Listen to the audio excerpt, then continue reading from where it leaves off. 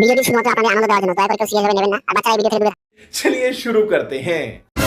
আমাদের তো বিয়ে হয়ে গেল, চলো এবার খেলা শুরু করে দিই দুজনে মিলে। হ্যাঁ, এত গরমে আমি কোনো খেলাই খেলতে পারবো না। বাড়িতে একটা এসি লাগাতে পারলে না? খেলা খেলতে আবার এসি লাগে? বাড়িতে তো দুটো ফ্যান লাগানোই আছে।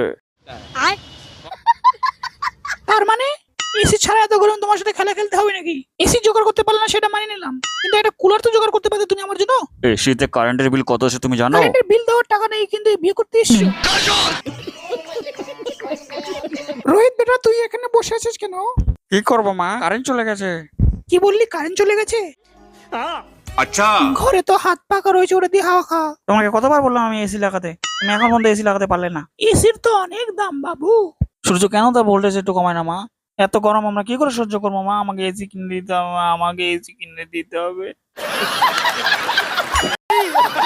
উত্তরবঙ্গে এত ঠান্ডা, দক্ষিণবঙ্গে এত গরম, আর সহ্য হচ্ছে না। আবার দক্ষিণবঙ্গবাসী কি ভুল করেছে? কেন বৃষ্টি হচ্ছে না এখনো?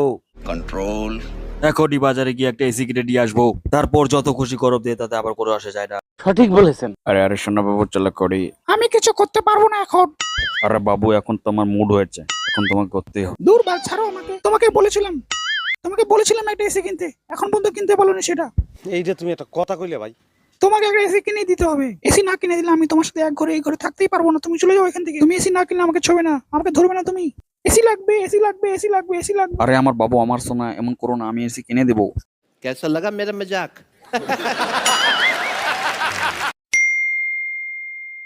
मेरे प्यारे मित्रों, अगर इस चैनल को अच्छा लगा तो लाइक करो, कमेंट करो, शेयर करो और सब्सक्राइब करना मत भूलिएगा।